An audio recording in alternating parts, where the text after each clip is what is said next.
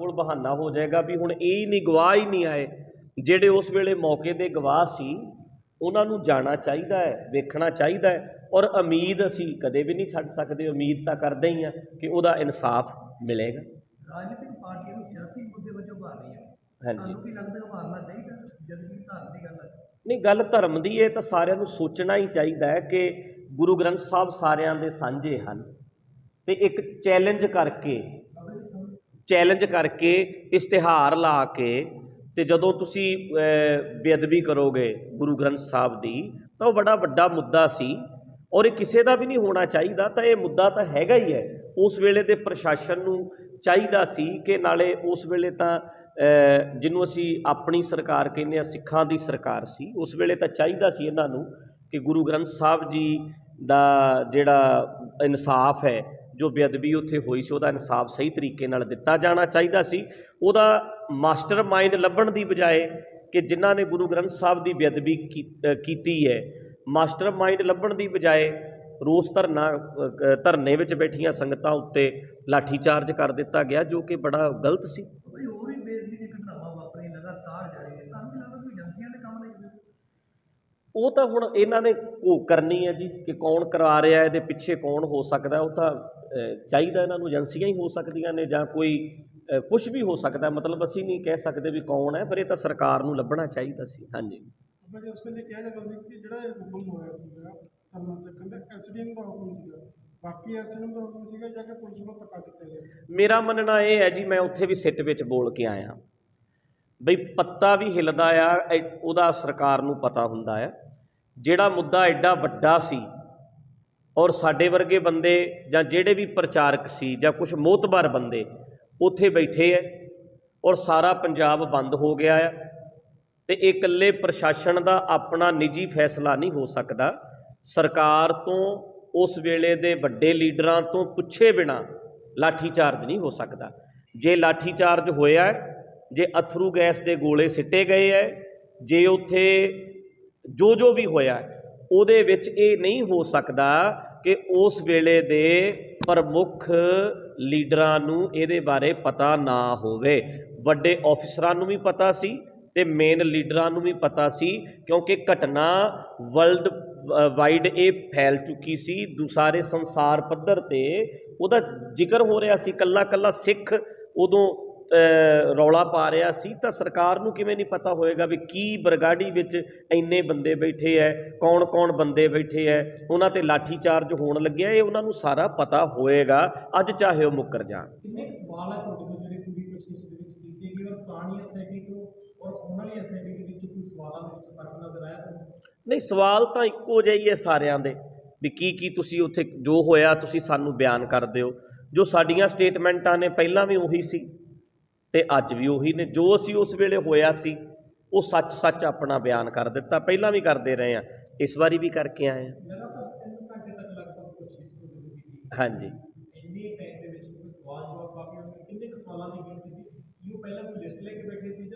नहीं नहीं इदा नहीं, इदा नहीं, इदा नहीं, वो खुल के हौली हौली समझना चाह रहे सी बरीकियां कई गल्लां दियां भी SGPC का सिस्टम की है, जां जिहड़ा साडे जिहड़े आपां कुछ प्रचारक ने जिहड़े लॉजिकल गल करते हैं, कुछ प्रचारक ने जिहड़े पुरानियां परंपरावां नूं मनण वाले ने। उत्थे धरने दे विच बैठियां दे विच कौन बंदे सी जिहड़े थोड़े जे हट के गल करन वाले ने, जो कि फ्यूचर दे विच एक ग्रुप बना के SGPC ते वध सकदे सी।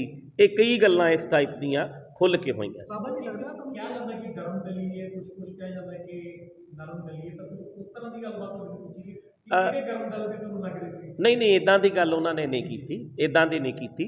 बस यही कहा सी कि किते ना किते वो गुस्सा क्यों सी, जो मैं भी महसूस करदा कि साडे जिहड़े साडे वर्गे बंदे है, कुछ बंदे हैगे है प्रचारक जिहड़े है जिहड़ी कि थोड़े जे लॉजिक नाल गल करदे है, जंग जनरेशन वाल वेख के भी जिहड़े उन्हां नूं असीं धर्म वाले पासे लैके आईए, तो उहदे तो साडे परंपरावादी लोग जिहड़े है सारे दुखी हैगे ही है। जिहड़ा ग्रुप उत्थे बैठा सी, इदां कह लो इन्हां दे हिसाब नाल तो बोल भड़कने हर गल मूँह ते बोलते हैं, खुल के कह दिंदे है, लीडरां नूं भी कह दिंदे है, तो इन्हां नूं वो भी गुस्सा सी साडे ते। बाबा जी लगदा तुहानूं हुण जिवें सिख संगत इंसाफ चाह रही है, इनकी सिट बनाई है कि हुण सिख संगत नूं इंसाफ मिलूगा, क्योंकि लंबा अरसा तो बाद ये सिट बनाई जाती है, ਹਜੇ ਤੱਕ ਕੋਈ ਸਿੱਟਾ ਨਹੀਂ ਨਿਕਲਿਆ। ਜਦੋਂ ਇਹ ਸਿੱਟ ਬਣਾਈਏ ਕੋਈ ਲੱਗਦਾ ਇਨਸਾਫ ਮਿਲੂਗਾ ਕੁਛ? ਉਮੀਦ ਜਿਹੜੀ ਪਹਿਲਾਂ ਮੈਂ ਗੱਲ ਕੀਤੀ ਹੈ ਵੀ ਉਮੀਦ ਤੇ ਦੁਨੀਆ ਕਾਇਮ ਹੈ, ਉਮੀਦ ਨਹੀਂ ਛੱਡਣੀ ਚਾਹੀਦੀ। ਜੇ ਅੱਜ ਅਸੀਂ ਕਹਿ ਦਈਏ ਜੀ ਸਾਨੂੰ ਇਹਨਾਂ ਤੋਂ ਵੀ ਕੋਈ ਉਮੀਦ ਨਹੀਂ, ਉਹਨਾਂ ਨੇ ਕਹਿਣਾ ਜੀ ਹੁਣ ਤੇ ਗਵਾਹ ਹੀ ਨਹੀਂ ਆ ਰਹੇ ਤੇ ਅਸੀਂ ਕੀ ਕਰੀਏ। ਇਸ ਕਰਕੇ ਅਸੀਂ ਉਮੀਦ ਕਰਦੇ ਹਾਂ ਕਿ ਹੁਣ ਇਹਦਾ ਕੋਈ ਚੰਗਾ ਰਿਜ਼ਲਟ ਨਿਕਲੇਗਾ। ਹਾਂਜੀ ਉਹ ਆਮ ਆਦਮੀ ਪਾਰਟੀ ਦੇ ਵਿੱਚ ਚਲੇ ਜਾਂਦੇ ਨੇ ਤਾਂ ਪੰਥ ਨੂੰ ਜਾਂ ਸਿੱਖ ਸੰਗਤ ਨੂੰ ਦੋ ਚੀਜ਼ਾਂ ਦੇ ਵਿੱਚ ਪਾਇਆ ਹੋਇਆ, ਉਹ ਇੱਕ ਪਾਸੇ ਨਹੀਂ ਜਾ ਰਹੇ। ਤੁਹਾਨੂੰ ਕੀ ਲੱਗਦਾ ਹੈ ਕਿ ਕਿਵੇਂ ਹੋਣਾ ਚਾਹੀਦਾ, ਇਨਸਾਫ ਕਿਵੇਂ ਮਿਲੂਗਾ ਜਾਂ ਇਹਦਾ ਪੈਰਾਮੀਟਰ ਕੀ ਹੋਣਾ ਚਾਹੀਦਾ? ਨਹੀਂ, ਪੈਰਾਮੀਟਰ ਤਾਂ ਦੇਖੋ ਮੈਂ ਤੁਹਾਨੂੰ ਪਹਿਲਾਂ ਹੀ ਕਹਿ ਕੇ ਹਟਿਆ ਵੀਰ ਜੀ ਕਿ ਚਾਹੇ ਕੋਈ ਪੱਥਰ ਤੇ ਵੀ ਸ਼ਰਧਾ ਬਣਾ ਕੇ ਬੈਠਾ ਨਾ, ਬਲੀਵ ਹੈ, 1000 ਬੰਦਾ ਆ ਟੇਬਲ ਨੂੰ ਮੱਥਾ ਟੇਕਦਾ ਤੇ ਮੈਨੂੰ ਨਹੀਂ ਚਾਹੀਦਾ ਕਿ ਮੈਂ ਇਸ ਟੇਬਲ ਨੂੰ ਲੱਤ ਮਾਰਾਂ, ਮੈਂ ਇਹਦੀ ਬੇਅਦਬੀ ਕਰਾਂ, ਕਿਉਂਕਿ ਉਹ ਸਤਿਕਾਰ ਕਰਦਾ ਹੈ। ਮੈਂ ਇਹ ਕਹਿ ਸਕਦਾ ਵੀ ਟੇਬਲ ਤੇ ਸ਼ਰਧਾ ਬਣਾਉਣੀ ਮਾੜੀ ਗੱਲ ਹੈ, ਫਰੀडम ਆਫ ਸਪੀਚ ਮੇਰਾ ਹੱਕ ਹੈ, ਪਰ ਬਲੀਵ ਹੈ ਜਿਹੜਾ ਉਹ ਅਗਲੇ ਦਾ ਹੱਕ ਹੈ, ਰਾਈਟ ਹੈ। ਉਹ ਇਹਨੂੰ ਰੱਬ ਮੰਨਣਾ ਚਾਹੁੰਦਾ ਟੇਬਲ ਨੂੰ ਤਾਂ ਮੰਨ ਲਵੇ, ਸਾਨੂੰ ਇਹਦੇ 'ਚ ਕੋਈ ਓਬਜੈਕਸ਼ਨ ਨਹੀਂ ਹੋਣਾ ਚਾਹੀਦਾ। ਮੈਂ ਬੋਲ ਸਕਦਾ, ਮੈਂ ਬਾਂਹ ਨਹੀਂ ਫੜ ਸਕਦਾ ਕਿਸੇ ਦੀ। ਸੋ ਉਹ ਜੋ ਹੋਇਆ ਸੀ ਉਹ ਮਾੜਾ ਸੀ, ਕਿਤੇ ਵੀ ਨਾ ਹੋਵੇ। ਤੇ ਇਹ ਹਰ ਇੱਕ ਦੀ ਬਲੀਵ ਦੀ ਰਾਖੀ ਕਰਨਾ ਹਰ ਗੌਰਮੈਂਟ ਦਾ ਫਰਜ਼ ਬਣਦਾ ਹੈ, ਪ੍ਰਸ਼ਾਸਨ ਦਾ ਫਰਜ਼ ਬਣਦਾ ਹੈ। ਉਹ ਇਕੱਲਾ ਮੇਰੀ ਗੱਲ ਨਹੀਂ ਕਿ ਅਸੀਂ ਗੁਰੂ ਗ੍ਰੰਥ ਸਾਹਿਬ ਕਰਕੇ ਕਹਿੰਦੇ ਆ, ਚਾਹੇ ਉਹ ਕੋਈ ਕਬਰ ਵੀ ਕਿਉਂ ਨਾ ਹੋਵੇ। ਮੈਂ ਟੇਬਲ ਦੀ ਗੱਲ ਕਰ ਰਿਹਾ ਨਾ ਜੀ, ਚਾਹੇ ਕਬਰ ਵੀ ਕਿਉਂ ਨਾ ਹੋਵੇ, ਇਹ ਹੱਕ ਬਣਦਾ, ਸਾਡਾ ਹੱਕ ਹੈ। ਅਸੀਂ ਕਿਸੇ ਚੀਜ਼ ਨੂੰ ਮੰਨਦੇ ਹਾਂ, ਉਹਦੀ ਬੇਅਦਬੀ ਕੋਈ ਨਾ ਕਰੇ। ਸਵਾਲ ਸੀ ਸਾਰੇ ਉਹ ਗੋਲੀ ਕਾਂਡ ਨਾਲ ਹੀ ਜਿਹੜੇ ਗੋਲੀ ਸਾਹਿਬ ਉਹਦੇ ਸੰਬੰਧਿਤ ਸੀ ਜਾਂ ਬੇਅਦਬੀ ਬਾਰੇ ਵੀ ਗੱਲਾਂ ਬਾਤਾਂ ਹੋਈਆਂ ਜਾਂ ਉਹਦੇ ਬਾਰੇ ਵੀ ਸਵਾਲ ਜਵਾਬ ਕੀਤੇ ਗਏ? ਨਹੀਂ, ਜਿਹੜਾ ਮਸਲਾ ਇਹ ਸਿੱਟ ਦਾ ਹੈਗਾ, ਇਹ ਕੋਟਕਪੂਰਾ ਜਿਹੜਾ ਗੋਲੀ ਕਾਂਡ ਹੋਇਆ ਉਹਦੇ ਬਾਰੇ ਸੀ। ਹਾਂਜੀ, ਬੈਕਗ੍ਰਾਉਂਡ ਜਾਣਨ ਦੀ ਕੋਸ਼ਿਸ਼ ਕੀਤੀ ਗਈ ਕਿਉਂਕਿ ਜੀ ਗੋਲੀ ਕਾਂਡ ਤੋਂ ਇੱਕ ਘਟਨਾ ਹੈ, ਪਰ ਉਸ ਤੋਂ ਪਹਿਲਾਂ ਜਿਹੜੀਆਂ ਲੜੀਵਾਰ ਜਿਸ ਤਰ੍ਹਾਂ ਤੁਸੀਂ ਜ਼ਿਕਰ ਕੀਤਾ ਕਿ ਜਦੋਂ ਪੋਸਟਰ ਲਗਾਏ ਗਏ ਤਾਂ ਬੇਅਦਬੀ ਹੁੰਦੀ ਹੈ, ਪੋਸਟਰ ਲਗਾਏ ਜਾਂਦੇ ਨੇ, ਧਰਨੇ ਲੱਗਦੇ ਨੇ, ਉਸ ਤੋਂ ਬਾਅਦ ਐਟ ਦੀ ਐਂਡ ਅਸੀਂ ਕਹਿ ਸਕਦੇ ਕਿ ਗੋਲੀ ਕਾਂਡ ਦਾ ਜ਼ਿਕਰ ਹੁੰਦਾ। ਤਾਂ ਜਿਹੜੀ ਬੈਕਗ੍ਰਾਉਂਡ ਤਿਆਰ ਹੁੰਦੀ ਹੈ ਉਸ ਦੇ ਬਾਰੇ ਵੀ ਜ਼ਿਕਰ ਅੱਜ ਤੁਹਾਡੇ ਵੱਲੋਂ ਕੀਤਾ ਗਿਆ? ਨਹੀਂ, ਉਹਨਾਂ ਨੇ ਇਹੀ ਪੁੱਛਿਆ ਸੀ ਵੀ ਤੁਸੀਂ ਇਹ ਮਸਲਾ ਹੀ ਐਡਾ ਵੱਡਾ ਕਿਉਂ ਹੋਇਆ। ਮਸਲੇ ਤਾਂ ਪਹਿਲਾਂ ਵੀ ਸੀ, ਪਰ ਮੈਂ ਉਹਨਾਂ ਇਹੀ ਕਹਿਣਾ ਚਾਹੁੰਦਾ ਸੀ ਵੀ ਬੇਅਦਬੀਆਂ ਤਾਂ ਬਹੁਤ ਥਾਵਾਂ 'ਤੇ ਹੁੰਦੀਆਂ ਨੇ, ਅੱਜ ਵੀ ਹੋ ਰਹੀਆਂ ਨੇ, ਪਰ ਉਸ ਵੇਲੇ ਬਕਾਇਦਾ ਇਸ਼ਤਿਹਾਰ ਲਾ ਕੇ, ਪੋਸਟਰ ਛਾਪ ਕੇ, ਚੈਲੰਜ ਕਰਕੇ ਉਹ ਸਾਰਾ ਕੁਝ ਕੀਤਾ ਸੀ। ਜਦੋਂ ਇਸ਼ਤਿਹਾਰ ਲਾ ਦਿੱਤੇ ਗਏ ਸੀ ਤਾਂ ਪ੍ਰਸ਼ਾਸਨ ਨੂੰ ਹਰਕਤ ਵਿੱਚ ਆ ਕੇ ਉਸੇ ਵੇਲੇ ਐਕਸ਼ਨ ਲੈਣਾ ਚਾਹੀਦਾ ਸੀ। ਐਕਸ਼ਨ ਨਹੀਂ ਲਿਆ, ਉਹਨਾਂ ਨੇ ਫਿਰ ਪੱਤਰੇ ਜਿਹੜੇ ਸੀ ਜਗ੍ਹਾ ਜਗ੍ਹਾ ਗੁਰੂ ਗ੍ਰੰਥ ਸਾਹਿਬ ਦੇ ਖਿਲਾਰ ਦਿੱਤੇ ਤੇ ਉਹਦੇ ਉੱਤੇ ਉਹਦੇ ਰੋਸ ਵਜੋਂ ਸਾਰਾ ਧਰਨਾ ਲੱਗਾ ਸੀ। ਹਾਂਜੀ ਸਰ, ਪੱਤਰਿਕ ਰਾਜ ਦੀ ਜੇ ਤੁਸੀਂ ਗੱਲ ਕਰਦੇ ਹੋ, ਪੋਸਟਰ ਦੀ ਗੱਲ ਕਰਦੇ ਹੋ, ਤਾਂ ਖਾਸ ਤਬਕੇ ਦੇ ਨਾਲ ਜੁੜੇ ਹੋਏ ਲੋਕਾਂ ਦਾ ਜ਼ਿਕਰ ਵਾਰ-ਵਾਰ ਆਉਂਦਾ ਹੈ। ਕੀ ਲੱਗਦਾ ਹੈ ਕਿ ਉਹਨਾਂ ਦਾ ਵੀ ਇਸ ਚੀਜ਼ ਦੇ ਨਾਲ ਲਿੰਕ ਜੁੜਦਾ ਹੈਗਾ, ਬੇਅਦਬੀ ਦੀ ਘਟਨਾਵਾਂ ਤੋਂ ਲੈ ਕੇ ਗੋਲੀ ਕਾਂਡ ਤੱਕ ਦਾ ਜ਼ਿਕਰ ਕਰਦੇ? ਹਾਂ, ਉਹ ਤਾਂ ਫਿਰ ਜੇ ਉਹ ਤਾਂ ਸਾਹਮਣੇ ਆਊਗਾ ਹੀ ਜੀ। ਉਹ ਤਾਂ ਜਿੱਦਾਂ ਪਹਿਲਾਂ ਅੱਜ ਤੱਕ ਦੱਸਿਆ ਜਾਂਦਾ ਰਿਹਾ ਹੈ ਕਿ ਸਰਸੇ ਵਾਲਿਆਂ ਦੇ ਜਿਹੜੇ ਪ੍ਰੇਮੀ ਸੀ ਔਰ ਉਹਨਾਂ ਦਾ ਇਹਦੇ ਵਿੱਚ ਰੋਲ ਹੈਗਾ ਆ, ਉਹ ਤਾਂ ਪਤਾ ਲੱਗ ਜਾਣਾ ਆਉਣ ਵਾਲੇ ਸਮੇਂ ਵਿੱਚ। ਬਾਬਾ ਜੀ, ਵਿਰੋਧੀ ਕਹਿ ਰਹੇ ਜਿਹੜੀ ਸਿੱਟ ਬਣਾਈ ਹੋਈ ਹੈ ਇਹ ਪੰਜਾਬ ਸਰਕਾਰ ਨੇ 2022 ਨੂੰ ਲੈ ਕੇ ਜਿਹੜਾ ਆਪਣੀ ਜਿਹੜੀ ਸਟ੍ਰੈਟਜੀ ਤਿਆਰ ਕੀਤੀ ਆ ਉਹ 2022 ਦੇ ਵਿੱਚ ਯੂਜ਼ ਕਰ ਲਓ, ਕੀ ਸਮਝਦੇ ਹੋ?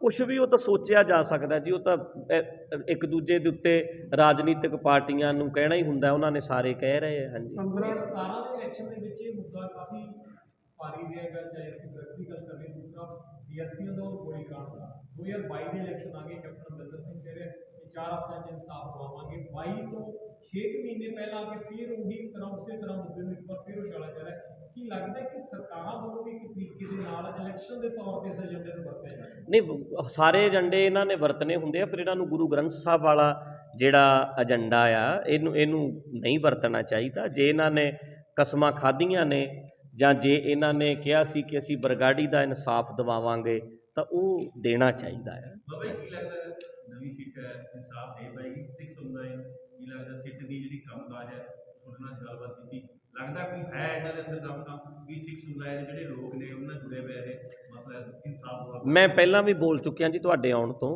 ਵੀ ਉਮੀਦ ਤੇ ਦੁਨੀਆ ਕਾਇਮ ਹੈ। ਪਹਿਲਾਂ 3 ਵਾਰ ਅੱਗੇ ਬਿਆਨ ਦੇ ਕੇ ਆਏ ਆ, 3 ਵਾਰ ਸਿੱਟ ਬਣੀ ਹੈ, ਹੁਣ ਚੌਥੀ ਵਾਰ ਬਣੀ ਹੈ, ਤੇ ਇਸ ਕਰਕੇ ਅਸੀਂ ਤਾਂ ਉਮੀਦ ਹੀ ਕਰ ਸਕਦੇ ਹਾਂ। ਹੁਣ ਜੇ ਇਹ ਨਹੀਂ ਕਹਿ ਸਕਦੇ ਵੀ ਸਾਨੂੰ ਉਮੀਦ ਕੋਈ ਨਹੀਂ, ਅਸੀਂ ਇਹਨਾਂ ਸਾਹਮਣੇ ਜਾਣਾ ਨਹੀਂ। ਜੇ ਅਸੀਂ ਇਹ ਕਵਾਂਗੇ ਤਾਂ ਫਿਰ ਤਾਂ ਉਹਨਾਂ ਕੋਲ ਖੁੱਲ੍ਹਾ ਸੌਖਾ ਹੋ ਗਿਆ ਉਹਨਾਂ ਲਈ ਵੀ ਗਵਾਹ ਹੀ ਨਹੀਂ ਆਏ, ਅਸੀਂ ਕੀ ਕਰੀਏ, ਸਿੱਟ ਅੱਗੇ ਤੋਂ ਬਣੇਗੀ ਹੋਈ ਨਹੀਂ। ਅਸੀਂ ਆਪਣੀ ਜੋ ਸੱਚ ਉੱਥੇ ਹੋਇਆ, ਜੋ ਵੇਖਿਆ, ਉਹ ਜਾ ਕੇ ਇਹਨਾਂ ਦੇ ਸਾਹਮਣੇ ਰੱਖ ਦਿੰਦੇ ਆ।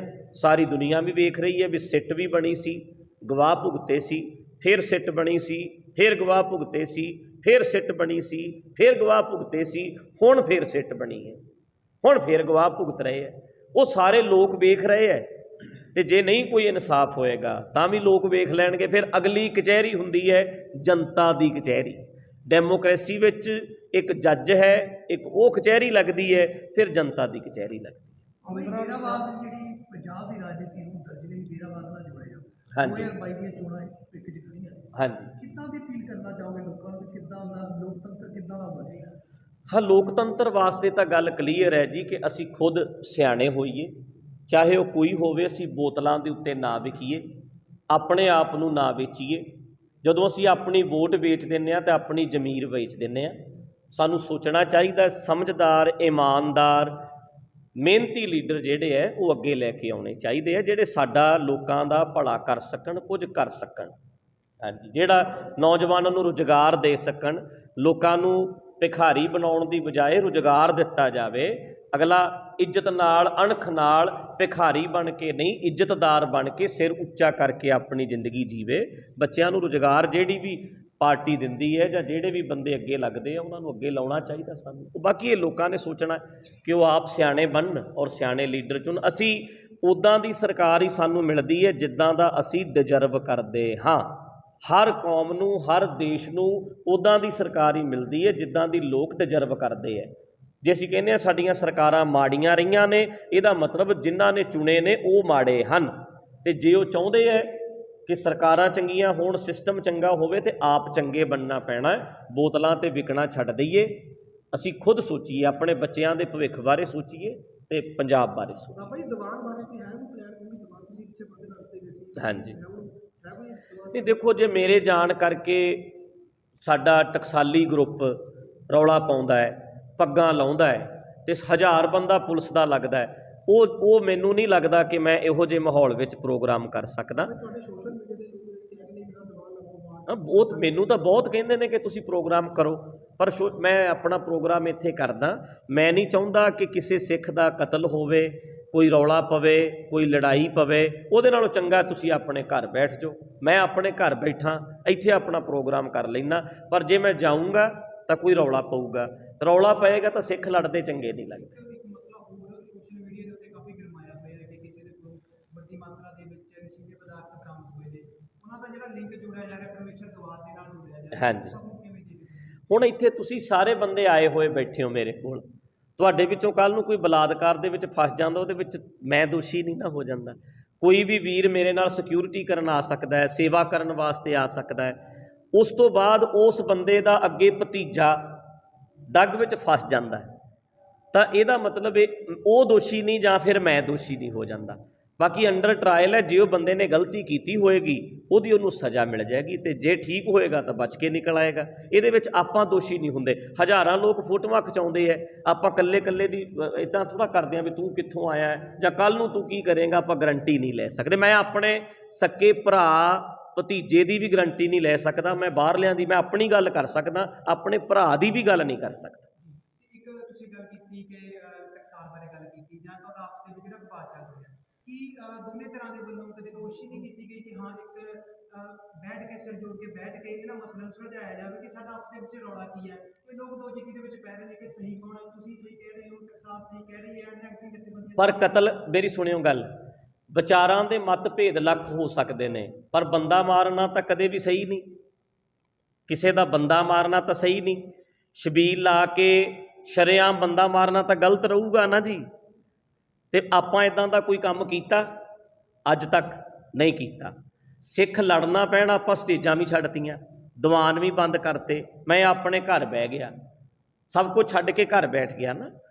ਪਰ ਇਸ ਕਰਕੇ ਇਹਨੂੰ ਅਸੀਂ ਬਰਾਬਰ ਦੀ ਲੜਾਈ ਨਹੀਂ ਕਰ ਸਕਦੇ। ਇੱਕ ਹਮਲਾਵਰ ਧਿਰ ਹੈ, ਹਮਲਾ ਕਰਦੀ ਹੈ ਬਾਰ-ਬਾਰ, ਇੱਕ ਪੀੜਤ ਧਿਰ ਹੈ ਜਿਹਦੇ ਨਾਲ ਧੱਕਾ ਕੀਤਾ ਜਾਂਦਾ ਹੈ। ਇੱਕ ਤਾਂ ਅਸੀਂ ਇਹਨੂੰ ਬਰਾਬਰ ਨਹੀਂ ਕਰ ਸਕਦੇ।